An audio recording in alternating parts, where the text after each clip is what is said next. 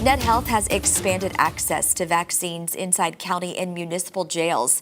And Henderson County officials were the first to schedule one of those vaccine clinics. The Morning Loop's Marangeli Lopez reached out to the Henderson County Sheriff, who explains why he was so ready to set this up for inmates. Mara?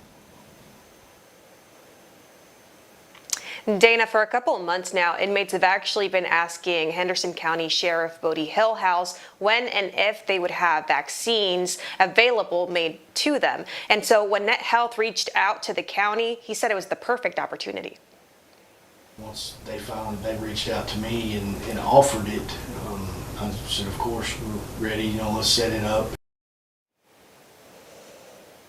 Vaccines have been made available to the general public in Texas since the end of March, but inmates have been on the back end of the distribution. Because vaccine demand is low among the general public, NetHealth officials reached out to municipal and county jails to get interest. And Henderson County Sheriff Bodie Hillhouse says he had enough interest in his jail to set up a clinic. Now, because of the unpredictability of how long inmates would stay in the jail, he only offered them the Johnson & Johnson.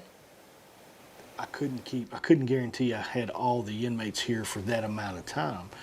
And once they told me that, we could get the Johnson & Johnson, which is a single vaccine or single shot vaccine, I thought that was the best angle for us to go, best way for us to go.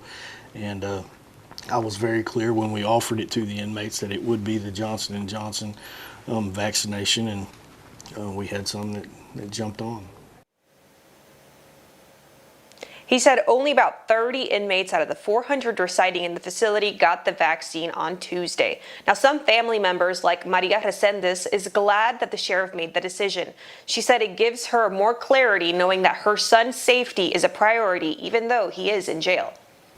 It is stressful, but I know that he's going to come out a better person, and he's just going to, he said it. He's ready to come home and work and help. And I know he is. I know. She feels that making vaccines available to inmates like her son is another step to make sure that they keep people safe, especially now that the county jail opened up for visitation. Now, since the start over in December 2020 over to March, Henderson County Jail has only reported about 50 cases of the coronavirus. We've got you covered, East Texas. Marangeli Lopez, CBS 19. Thank you, Mara.